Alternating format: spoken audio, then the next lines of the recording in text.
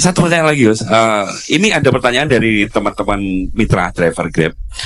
Saat mengantarkan barang, tiba-tiba azan waktu sholat, ya, Gus. Lalu kita sebagai driver harus sholat dulu atau menyelesaikan orderan dulu, karena itu juga amanah kan orderannya itu. Mungkin ngantar barang atau mungkin nganterin penumpang. Mengingat barang tersebut sudah ditunggu pemiliknya dan penumpang tersebut juga sudah ada janji yang lain, mungkin gitu. Mohon pencerahannya, Gus, gitu. Begini ya, ini kan fikih sosial ya. Saya jawab, ini memang harus pakai fikih, nggak pakai rasa. Saya ulang lagi, pakai fikih, nggak pakai rasa. Waktu sholat itu kan banyak ya, diantaranya maghrib dan isya, duhur dan asar, terus subuh sendiri. Ya, ben sampean belajar fikih, orang belajar tasawuf ya. Nah, kalau subuh itu tidak ada toleransinya kalau waktunya sudah tinggal 10 menit karena tidak ada jamak. Ya, tidak ada apa? Jamak. Sehingga misalnya kalau kamu ngojek waktu tinggal 10 menit ya harus sholat. Tapi kalau sekedar dengar azan, azan itu kan bukan akhir waktu sholat. Azan itu bukan akhir waktu sholat tapi awal sholat. Itu udah harus super Grab, udah harus super Gojek. Meskipun kamu makan ada adzan ya teruskan saja, kan udah akhir waktu sholat. Anda menerima tamu, gendong anak, atau sedang nyupir, atau sedang bercengkrama sama teman. Kalau ada adzan ya nggak apa-apa, misalnya diteruskan. Kan bukan akhir waktu sholat. Yang benar-benar harus ditinggalkan itu kalau waktu sholat misalnya tinggal 7 menit. Atau tinggal 8 menit. Waktu yang mau tidak mau kamu harus tasarrufkan, kamu peruntukkan, Injurita, nah, gitu aja kok nggak tahu ya. Nah, lalu misalnya, kalau pertanyaan tadi mestinya kelasnya itu kelas afdoliyah. Utamanya gimana? Kalau wajibnya belum ada karena kan waktunya masih panjang. Jadi pertanyaannya bukan wajibnya tapi sebaiknya karena ini semuanya belum mendesak kan. Andai kan kamu teruskan nganter barang kan tidak ada jaminan waktunya habis. Padahal kalau kamu memaksa sholat, mungkin citra kamu sebagai supir Grab tidak baik karena dianggap mengabaikan konsumen. Nah, terus kedua menyangkut jarak. Oke, seperti itu. Nah, sekarang kalau pertanyaannya dibalik, makanya yang dibalik ini agak ribet. Waktu sholat tinggal 8 menit. Ada konsumen yang minta diantarkan saat itu. Dan acaranya ke mall happy-happy. Maka fatwa kita sebagai ahli fikih, ya tantang saja, saya mau sholat dulu. Kalau nggak sabar ya silakan cari yang lain. Kalau acaranya ke mall. Tapi kalau acaranya kelahiran atau transfusi darah atau mau nganterin darah ke pasien yang sudah koma, maka kita langsung, karena ibadah sosial itu didahulukan mengalahkan ibadah yang haknya Allah. Karena Allah itu zat yang tidak butuh ibadah kalian. Tapi kalau pasien ini kalau nggak nang kesampaian darahnya mati misalnya.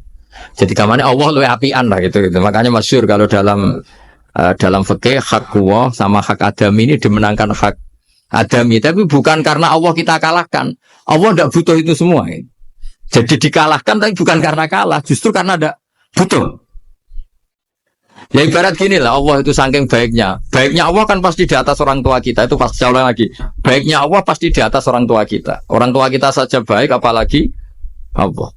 Misalnya orang tua kamu butuh uang 5.000. Adik kamu butuh uang 5.000. Adik kamu yang kecil atau ya. Kira-kira orang tua kamu itu nyuruh dikasihkan beliau apa adik kamu? Kira-kira saja. Ke adik kamu. Nah Allah itu saking baiknya. Hal yang terkait Allah, misalnya tadi sholat tepat waktu sama ibadah sosial itu disuruh ibadah sosial karena ini kalau nggak kesampaian transfusi darahnya atau apalah atau kamu dokter yang harus mengurus operasi waktunya tinggal 5 menit kamu harus ngoperasi pasien dulu karena Allah bisa menerima sholat kamu. Nah tak terangkan lagi ini fikih terus. Lalu sholat yang apa?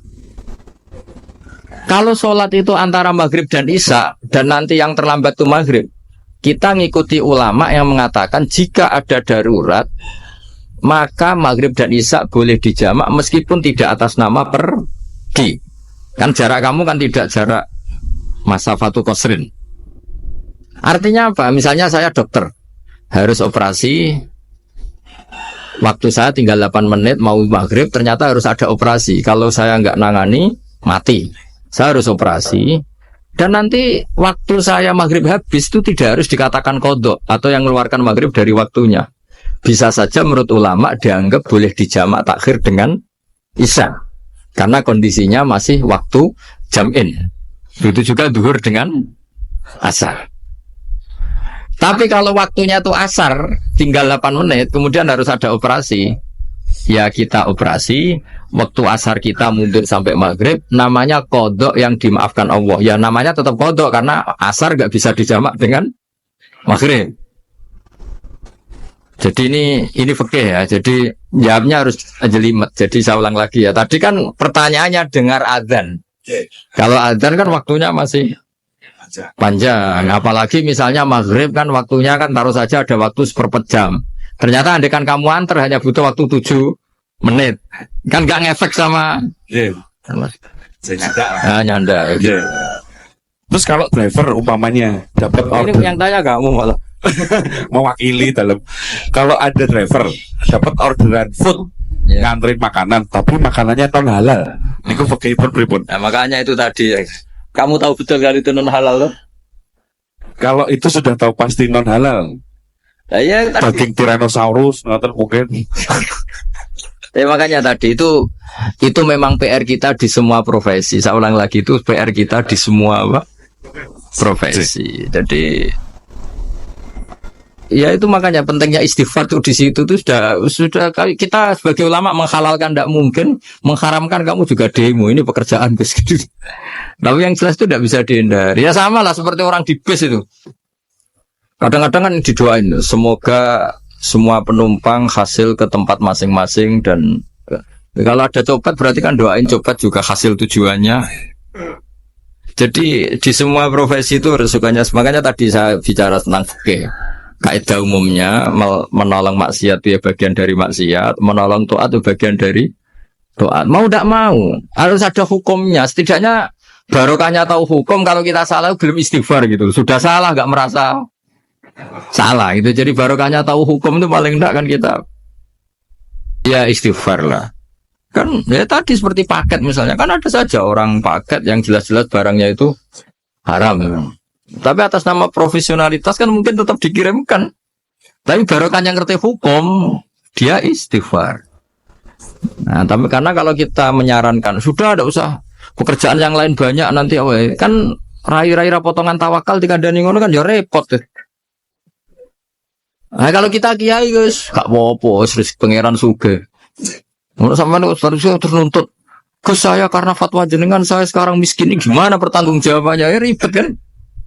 Tapi saya ulang lagi, itu seninya ngelola kehidupan semuanya seperti itu. Jadi makanya kita nggak pernah berhenti berdoa Rabbana dzolamna anfusana, karena dalam sisi semua hidup kita pasti ada unsur nggak benernya gitu.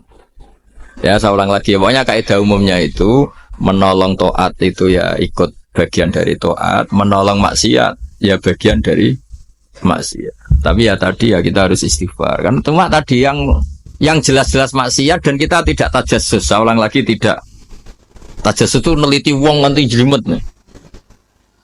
Jadi misalnya ada perempuan mau ngojek ke sini ya diantar saja, jangan tanya detail. Itu apanya mbak? Hubungannya dengan kamu apanya? Wah ya ribet kalau jadi kepo. Jadi ya tidak perlu gitu. Artinya sudah umumnya orang saja sudah. Nah, lama-lama juga gitu. Kalau ada bapak-bapak main itu ke siapa pak? Tujuannya laki apa perempuan pak? Surat nikah mana pak? Surat nikah mana ya? Saya sudah nikah sangat.